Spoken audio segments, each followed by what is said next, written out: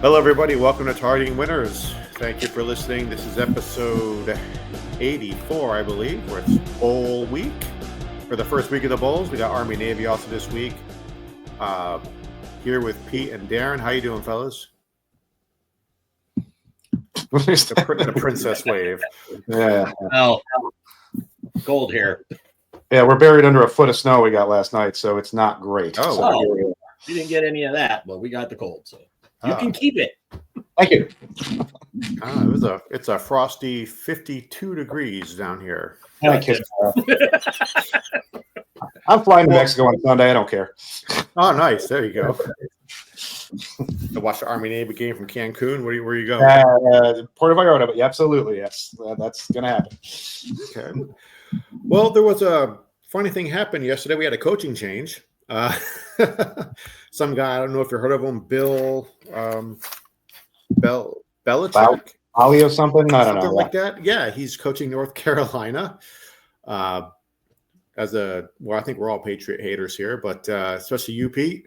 Your thoughts? I wonder if he's going to hire Nick Saban. They can do it together. That'd be very interesting. Co-coaches, right? Belichick and Saban running UNC. Yeah, that's he must be bored. Clearly, the man is bored and wants something to do, and he wants to go do this. I don't know if the game has passed him by at the college level. That's interesting to me. I don't know if that works or not, right? I mean, there's been successful changes like this, but obviously Harbaugh coming to Michigan was successful eventually. So certainly it could work, but I don't know. I don't know how to read this. I kind of thought he was kind of done. Now that he's not done, it only speaks to me that he's probably bored. Good place to land for him. I think he can certainly do something with that program. It's kind of like I'm picturing like Lou Holtz back in the day when he went to South Carolina and all that. So it would be interesting to see how this plays out. I mean, certainly for UNC, it's a hell of a lot easier to recruit people when you have somebody like him, you would think, unless he scares people away. So I don't know how that plays, but it's interesting.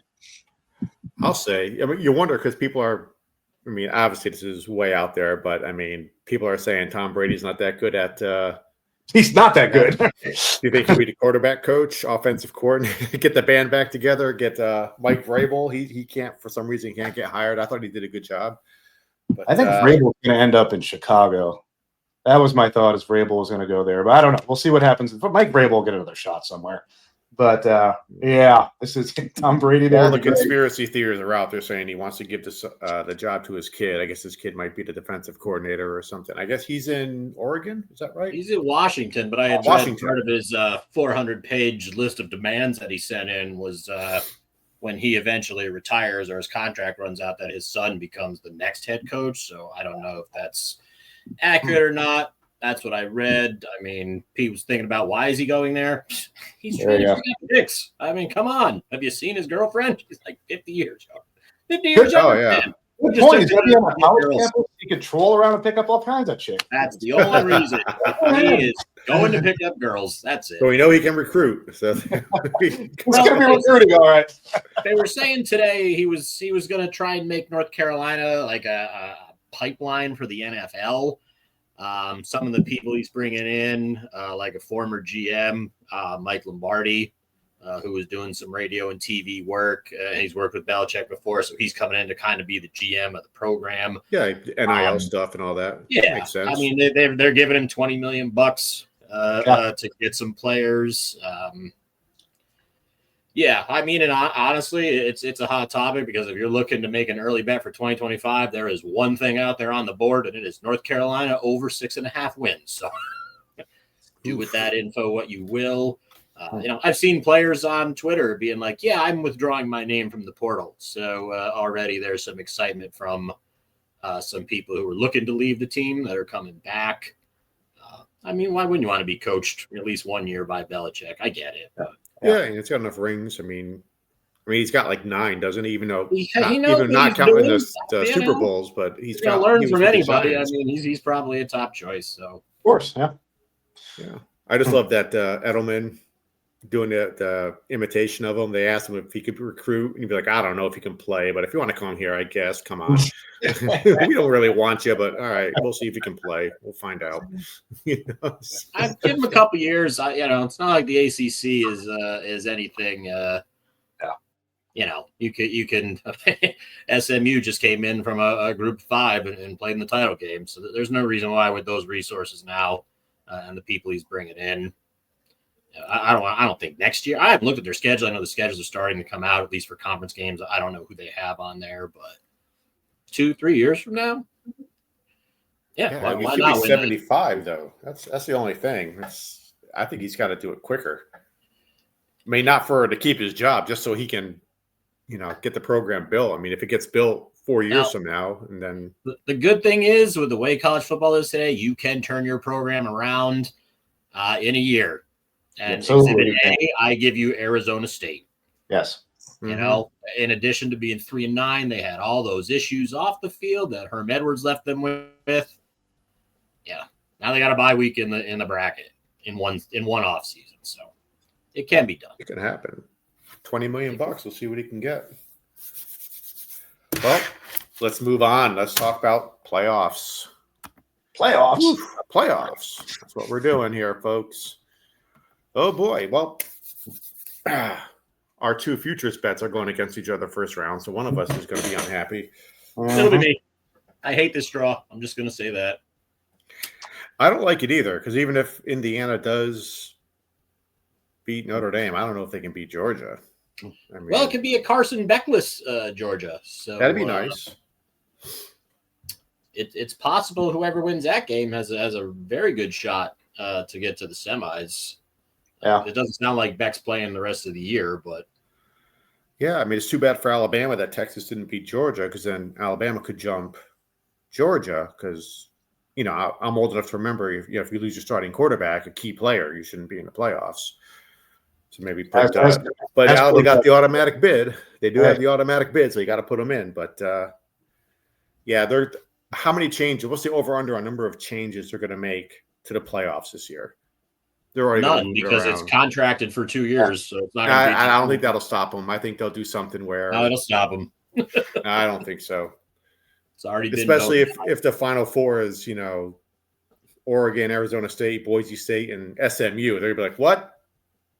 No, we got to move this around. We got to reseed or something, or it might keep the same format of 12, but we got to reseed or do something with it. In 2 years, they might reseed after each round, but sure. Get used to this next year as well, because it's not changing. Yeah, this is not a great draw for Notre Dame, although I think Indiana's easy fodder for them personally. But we'll see what happens with Georgia, right? It's back in, back out. Who knows? I mean, I think that's going to be a great game. So I think it'll be interesting. But it's not the path for somebody who's looking for Notre Dame to win this thing. It's not exactly the path I was looking for, but it's still not terrible. It's better than, Tennessee. We talked about Tennessee earlier. Playing Oregon in that second round for either Ohio State and Tennessee does not sound like a very positive thing for either one of those teams, because Oregon's been really dominant. Texas, they're going to beat Clemson. I would think. I like Texas's draw, right? So they can end up rolling into playing Oregon or Ohio State in the semi. So it's interesting. Some of it's interesting. I do not like the Notre Dame draw. Penn State will shit their pants somewhere along the way here, so that'll be entertaining. But for our future bet, this is not great. Not great. Yeah, I wanted 5 or 6, and unfortunately, Northern Illinois loss dropped them to 7. But can't argue with it. Texas lost twice, but it was to Georgia. Penn State lost to Ohio State. NotreAme lost at home to Northern Illinois. So guess I should be happy. They've got 3 months ago. It's still. It's still a crappy loss. There's nobody on that board right there that's got a crappier loss than that. Yeah. All right. And I'm a Notre Dame fan, and that's a crappy loss. Yeah. I know you've got, as a group, so we have Ohio State plus 800. Is that what we got them at? That's what I snagged right after Saban retired. What's the odds on them now with the playoffs?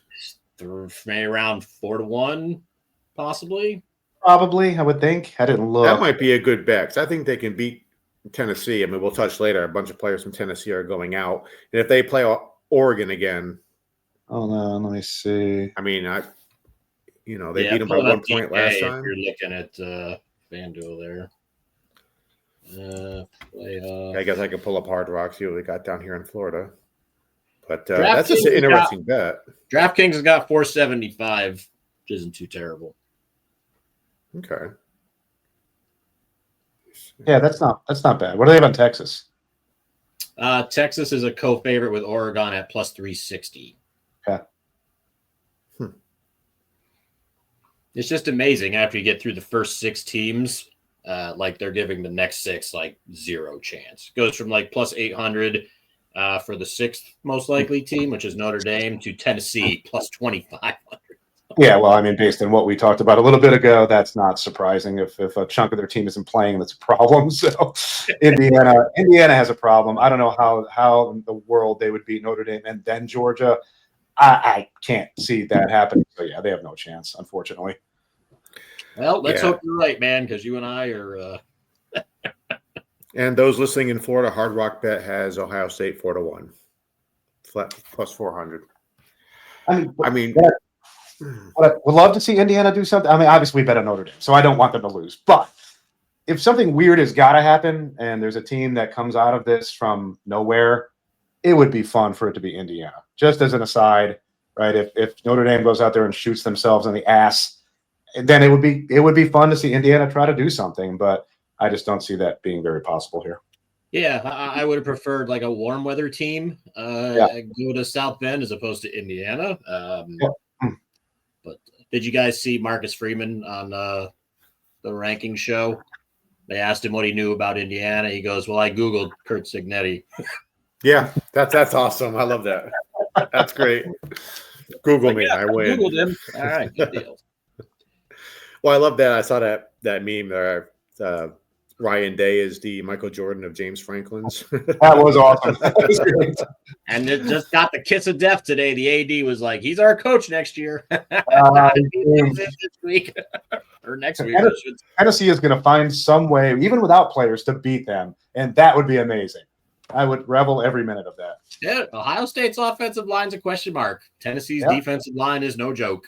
I mean, absolutely. They could create problems for them. That's if I was betting one of those games right now, even though the opt-out news from you, Pete, was a little disturbing, as long as that's staying 7.5. Yeah. Considering what we saw of Ohio State last time, couldn't run, couldn't throw. I mean, other than that, they looked great. But right, exactly. Oh wait, no, they couldn't kick either. So yeah, they couldn't do that either. Yeah, so Tennessee plus 7.5 would not be a bad play with their full team, or at least all their key players. I agree. That is intriguing. Yeah, it's going to be fun. I mean, I still think 12 is too many, but that's a topic for another time. In 2 years, when it becomes 14 or 16, you're going to be really unhappy. Oh, and let's talk about the one big thing. Everybody's talking about it. SMU or Bama. Did you guys think the committee put the right team in? Yes. I think they put in the team they had to put in. Paul Feinbaum actually had a good quote. He said the committee wasn't ready to destroy the sanctity of the title games yet. So, like, if this were to happen next year, next year Bama probably gets in. But for what it's worth, it was the right call. It's interesting. Yeah, it's the right call. I mean, they played in a championship game. You can't fault them for losing a game like that. So. The power ACC is 2 teams in the playoff. Who'd have thunk it? Definitely not me. Right. So we're going to look into some of the games this week. Let's start off. We got Army-Navy. Boys, I do not have a play on this game, but I do. I got Mr. Bob next door, big Army guy. So I'm definitely going to be cheering for Army. They had a big bet for me last week. One of the few winning bets in my disaster week. But, I like Army in this one. Just plain and simple, and if for no other reason, for Mr. Bob. Well, I'll go next because I know Pete's got a breakdown and a bet here. But, I like Army as well. 6.5. Initially, I was like, whoa, for these 2 teams. But then, you just go back a month where Tulane shut out Navy, 35-0 a few weeks ago. And then last week, the AAC title game, Army, man, they put a whooping on Tulane. That was never even really a game. um, 39 or whatever it's at. At first, honestly, I thought that was a little low because each team's actually in like points per drive. They're both like in the top 40 in the country, and like Army's like top 10. So I know last year was like 28 or something like that, but yeah, I could see Army, maybe like 31-17 or something. I could see Army covering, and I could see this going over. Yeah, I agree. I mean, that was my thought as well. I looked at that 39 number. To me, it felt low. I looked at the weather. The weather's supposed to be 40-ish and partly sunny. So I don't think the weather's going to stop them from scoring. Both these teams have been interesting this year, surprising in a way this year. So I think this game, everybody watches this game, at least part of it every year. Sometimes the teams are terrible. Every now and again they're good. I am quite interested to see how this game plays out. I think it'll be a fun game to watch. And to Darren's point, I think that 39 is a low number. I think we'll see something, somewhere in the range of what he said, right? I could see a 30-10 or 30-14 or something like that. So that would not surprise me. So looking forward to this game for the first time in a number of years. Yeah, I mean, they played Tulane, right, last week? That was the big, yeah. So, and I'm just happy to know that Pete is still there, even though he's we lost his face. I am here. I'm fighting with my video camera, but otherwise I'm here. These are the kind of things you can see if you subscribe to our YouTube channel, Targeting Winners. Yes. See all of our technical malfunctions. Well done, Mr. Segway. Yes. And with that, we're going to segue into our next game. There he is. Your happy, smiling face. Hey. Let's go into our next game. We got the Veterans Bowl, or the Salute to Veterans Bowl, or whatever it's called. Doesn't matter. South Alabama, Western Michigan. Is that the Tesla robot thing? I want one of those things. Anyway, sorry. Oh. I think that looks like the hand of the Tesla robot, doesn't it? That is pretty cool. Just ignore me. Continue on. You guys got thoughts on this one? I do have a play on this, obviously. What are your thoughts? Anything? Or are you just going to let me? Are you going to pick one of us to give you thoughts, or are you just going to let Pete and I stare at each other like idiots? Okay. We do that really well. Yeah, well, anything like idiots, we always do well. Darren. Yeah, thank you. How about ranking you? Idiot, because I've been here since the beginning. Yeah, so I don't know what your guys' thoughts are on handicapping bowl games. I personally hate them. I don't hate them. I love watching them, but I find these much harder to handicap than a regular season game or a conference championship game. But because I'm a simple guy, I basically, my handicapping comes down to three things: who's in, who's out, who cares.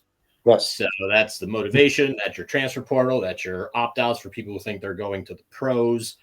In this particular game, I guess Gio Lopez, Tim's favorite college football player of all time, hurt his ankle in the last game. He was around. He had a walking boot on. He was on crutches. Looks like he's not going to go.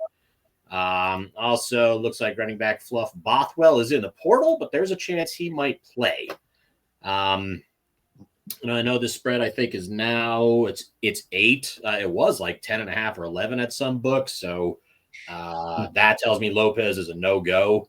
But yeah, when you lose the quarterback, I stayed away from this. I could probably see points even without Lopez, because South Alabama's got a pretty decent offense regardless. Maybe a slight lean towards the over, which looks like it's sitting at 57.5 at DK, but no play for me here.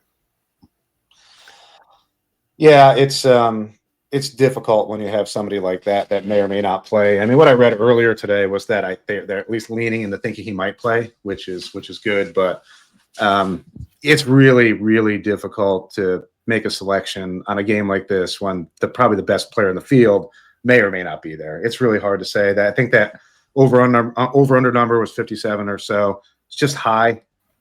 Clearly, I think, with Gio on the field, could they score that many? Perhaps, sure, I could see that. It's just too much of a gamble here, and that is the problem with bowl games, especially these quote unquote lesser bowl games. I think as you get into the playoff, most of the players should be playing as long as they're healthy. Tennessee aside, maybe. So it's a little easier, but with these smaller games, you never know what's going to. You don't know who's going to show up. It's hard. So I punted on this as well. I thought about it. I thought about the over, and if I knew Gio was going to play, and I thought the weather was going to be good and all that, I would have gone that direction, but I did not. Well, I made a play. Obviously, it's more of a sentimental play because with Florida State being absolute garbage this year, this is one of the teams I followed. Obviously, I would love for the game to get ready and kick off and have the glass break, the Stone Cold music play, and Gio comes running out of the locker room. But they're given 8. Like I said, it came down. I'm gonna bet South Alabama, the new America's team for now, and to beat Western Michigan. Penalties, the time of possession, they're pretty evenly matched as far as that goes. They're a little bit more active on defense. I think South Alabama has a little bit of an edge there. So I'm liking it. So I'm going to roll with it, and we'll see what happens with Gio. All right, I can see that. I mean, if he plays for sure, I can see that. You never know, or maybe the Ultimate Warrior music. That sounds. I like his song better than Stone Cold's anyway. So, all right, the Frisco Bowl, the Scooters. This the Scooters Coffee Frisco Bowl. This is terrible. That's one. Maybe that's one thing. Is that maybe they'll just expand the playoffs so much there'll be no more bowl games. It'll just be like basketball, just 64 teams in a playoff, and just have it just run down until we get through this whole thing. So we got Memphis and West Virginia. Darren, what you thinking? Well, this is my only play for the first week of bowl games. And truth be told, I got a terrible number because I did not bet this early enough. I have one on Memphis laying 4.5. This was a much lower, around a 1.5, 2-point spread a few days ago. So shame on me for missing out. One of the other things for bowl handicapping, I do like to fade teams where the head coach has left, either through taking another job or getting fired. Neil Brown fired not too long ago. Rich Rod officially taking over. But I believe the offensive coordinator / receivers coach, something like that, is actually coaching this game for West Virginia. Another reason I like to fade those teams, usually when the coach leaves, that's when you see an increase in transfer portal activity. Their best defensive player, Josiah Trotter, is in the portal. And there's about 6 or 7 other guys that entered. They're already missing 2 wide receivers and 2 secondary guys due to injuries. So that explains why the spread is going as high as it is. Seth Hennigan, Memphis quarterback, is supposed to play here. Apparently he played high school ball somewhere close to wherever the hell this Frisco Bowl is being played. He's supposed to have friends, family, whatever, watching him. So I would expect a good performance from him. The spread will probably tick up even more.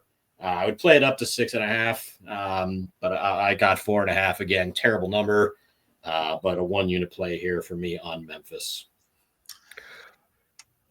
Pete. Yeah, I stayed away from this game for a number of reasons, largely because there's too many unknowns right now with injuries, who's playing, who's not, coaching change, all these things. Now, that said, a gun to my head, I have to bet or die. I would lay the points with Memphis. I agree with Darren entirely. I don't really want to talk about this game, but I do want to talk about a little bit is Rich Rod going home, right? I mean, for him and for this program and for the future of this program, I think that is a awesome hire. It's where he should be. I think he will do extremely well there like he did in the past. So I think West Virginia is on the rise, no doubt, from this point forward. So I love that.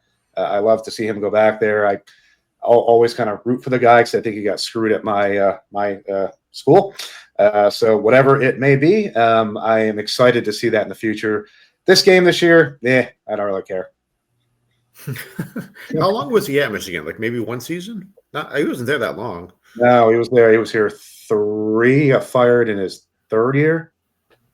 I mean, they wanted him out like 2 weeks in, but he made it. Yeah, I was going to say.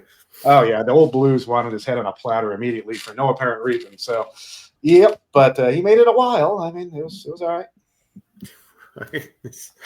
Yeah, I think that's going to be a recurring theme with the bowl games is who's sitting out, who's transferring, new coaches, and whatnot.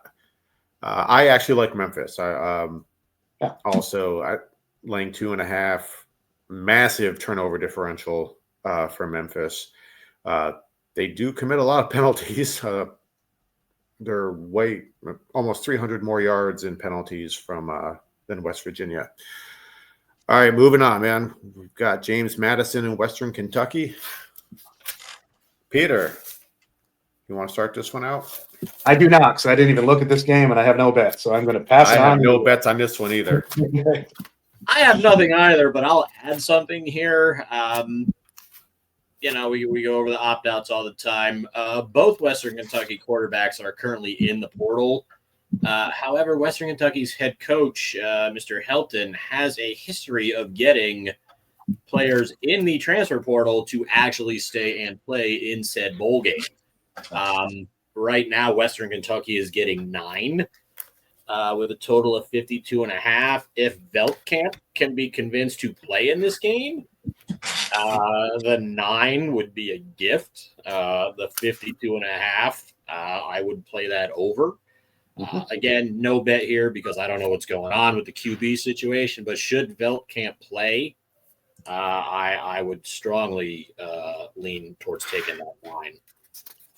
Right. All right, well, let's move this right along. Boom.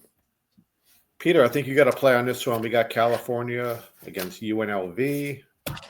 Yeah, I do. I mean, at first I want to go back and apologize to Cal for beating them up so much before the season started, because I had little to no faith in this team whatsoever, to be honest, this year. To me, they've overperformed a bit, so I've been actually pretty impressed with a team that I thought was hot garbage to be better than I thought was better than hot garbage. So that said, over under 50.5 here. Cal is shown to have a decent defense. They seem to play well when they want to, when they show up, which I think they will here. So I think they can keep UNLV down a little bit. I still think UNLV is probably going to win this game, but I'm not going that direction. This 50.5, I like the under here. I think there's going to be enough defense played to stay under that number. I don't consider either one of these teams in their current configuration to be all that explosive. Maybe UNLV to some degree, but I think this is going to be a lower scoring game than a lot of people think. So I am putting 1 unit on the under at 50.5. Darren, your thoughts? Yeah, I like the under here too. Just recently, Mendoza, Cal's QB, in the portal. Not sure what's going on with Hajj Malik Williams or Ricky White from UNLV. Obviously, those two guys kind of make the UNLV offense go. I would agree with Pete and lean UNLV here just because Mendoza is not playing. But again, without knowing the status of their QB and top wide receiver, this is an easy avoid for me. But I do agree with the underplay just because I don't know how California. I mean, is Jay not even playing as well? I mean, I don't even know. But if he's not, they can't throw or run. So I don't know. Right. What do they do? Here, but even with Ott, Cal's one dimensional. They're losing their quarterback. I agree with the under, but no play for me here. All right. And moving on, I think this is the last one we got for this week. Georgia Southern against Sam Houston. All right. One of my other favorite teams this year. I had to follow a little bit. Almost cashed in a nice future bet, but they crapped the bed against Western Kentucky about four or 5 weeks ago. And you guys got thoughts? Darren, what you thinking? None. Much like Pete with Western Kentucky, James Madison, I did not look at this game one bit. I know nothing about Georgia Southern. The only thing I know about Sam Houston is you like them, even though they can't put up points. But I know nothing about them. Yeah. Easy bet. Other than that, they're perfectly good. I don't know, Pete, if you have any thoughts, I was going to go on a little. Oh, you can go on a rant because I didn't look at this thing. That's not much of a rant. It's going to be pretty close. I mean, I haven't followed up with the transfer portal. I always look at turnovers and penalties, and this one is another one that's not really that close. It's almost a 200-yard difference in penalties, and 7 turnovers in a turnover differential of +7 in favor of Sam Houston. I like the way they're going to show up. This is in the New Orleans Bowl, I believe. So in New Orleans, nice trip for the Houston fans. And I like Sam Houston. They're getting 6 here against Georgia Southern. And that's my play, +6, Sam Houston. All right. The only thing I'll say is I know Sam Houston's got an ass load of players in the portal, but this is a program that usually gets excited about bowl games. So word on the street is most of these portal guys are actually playing in this game. So while Georgia Southern does not have a lot of opt-outs or transfers, the fact that a lot of Sam Houston's key guys, even though they're in the portal, should play in this game makes me love that play. Yeah. Boy, this transfer portal is a pain in the ass, isn't it? It is. It's only going to get worse because it's still open till the 28th, so it's going to get a lot worse. They really should reconsider timing or something with this. There's got to be a way to make this work more effectively where players don't have to make this decision before a bowl game or before the playoff. They need to really think about that because it's going to create issues going forward with a lot of these good games. Once again, we talked a little bit about Tennessee. If that truly happens, that's a shame because you've got a playoff team with a number of their best players not on the field, and that's not good. So that's not good for the sport. So that's something they need to figure out. Yeah, like I said, we talked earlier. This linebacker from Florida, he wanted $45,000 a month, guaranteed to start, guaranteed to play on third down, and more snaps in the rotation. And we don't even pay Pete that much to be on our show. Yeah, I know, really. How's he supposed to eat?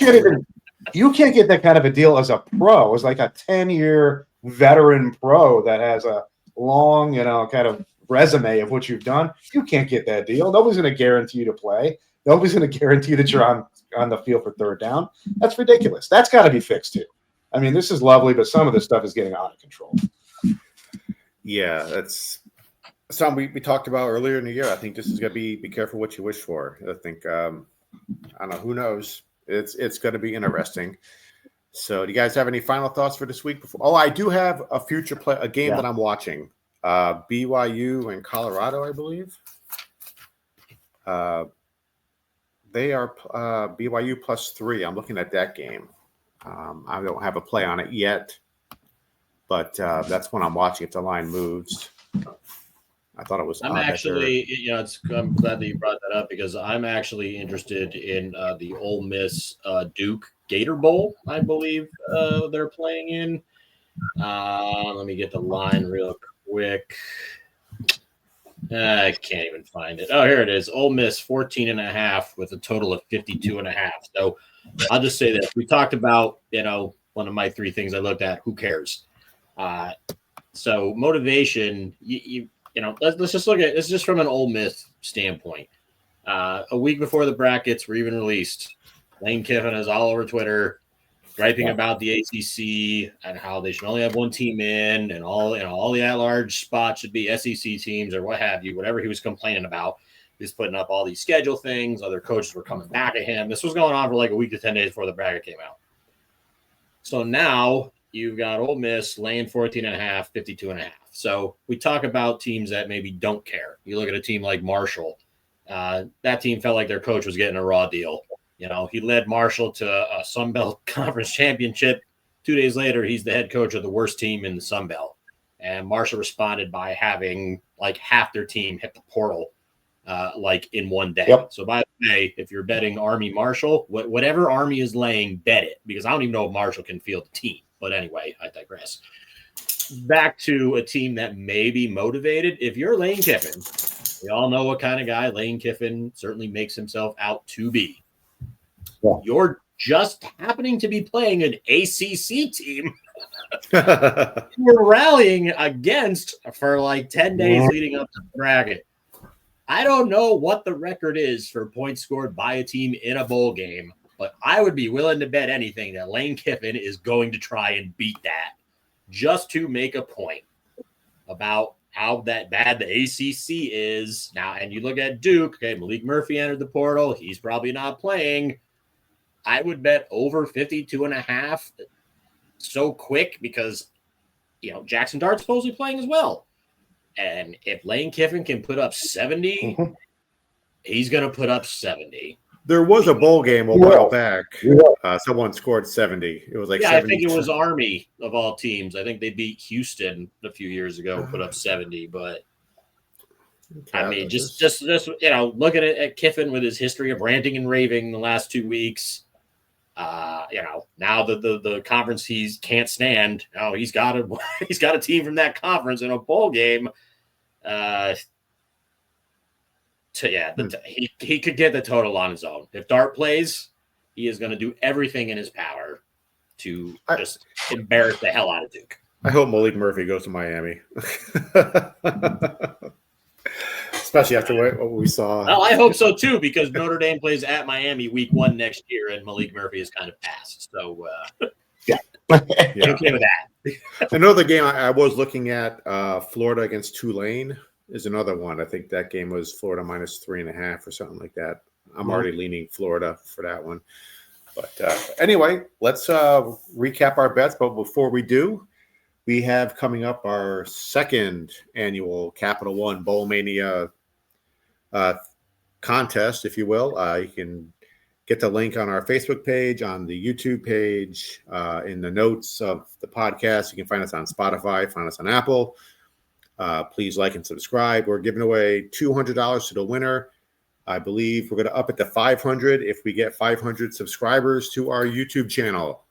Trying to beat that up a little bit. So you know what to do, guys. Go in there, like, subscribe, leave a review, tell everyone you love us. If you don't like us, tell people you hate that you love us and whatever. So go at that. I think that starts. When's the deadline on that? First game will be your Gio Lopez's Saturday at 9 p.m. Eastern time. The link's currently up in the Facebook group, so if you're one of the people in there, you've already got access to it. I will add it before I publish the pod and the video. I will put that link in the video notes, and I will also put that in the show notes on the podcast as well. So if you're not in the Facebook group, it will be up by the end of today. It's picking against the spread, so it's not a confidence. It's not just pick the winner. We picked spread all year long, so yeah, you guys got to do the same for this contest. We're not in, so given the way that I picked this year, it's probably a good thing for me. But you do have a chance to win our money. So, like Tim said, sign up. Tell your friends to sign up. Link will be there, easily accessible. Oh, the password CFB Dudes, because you do need that to sign up as well. So. But all that info will be in the notes when I put all this stuff up later tonight. All right, let's review. So far for the bowl season, I have Indiana at plus 6,000 to win a national title. My Alabama to win it all is dead on arrival. And this week I have South Alabama minus 8 over Western Michigan and Sam Houston money line plus 175 over Georgia Southern. Pete, what you got? Pete's up. Pete's wondering about that. Not really sure if he wants to read them off, so I'll do it because, oh, there he is. He's moving. Once again, if you like our technical comedy, like and subscribe to our YouTube channel. I just want to point out, as I said before, we got a foot of snow and ice through the night last night, all day today. So the internet is dragging around here. All right. All right. Well, I'll read your bets for you. So Pete, if you can still hear me, Notre Dame to win it all plus 22. Yeah, so Pete's got Notre Dame win it all plus 2,200. He's also got the Army-Navy game going over 39 and Cal UNLV under 50.5. I just decided I'm just going to bet every team in the bracket. Hope that I hit a long shot, apparently. Notre Dame to win it all, plus 2,800. Ohio State made, almost a full calendar year ago to win it all, plus 800. And Boise. That's my new one. I just put that in the other day. Why not? Yeah. I mean, for those odds, they're one game away from the semis. Boise State in the Fiesta Bowl. What could possibly go wrong? Right, yeah, Oklahoma? Exactly. That's what I thought. And my only bowl bet for week 1 of the bowl season, Memphis, minus 4.5. Terrible number over West Virginia. All right. Well, those are our picks. Thank you all for listening. We appreciate it. Don't forget to like and subscribe once again to our YouTube channel. You can find us on Spotify and Apple. Enjoy the weekend. Go Army, and we'll talk to you guys later.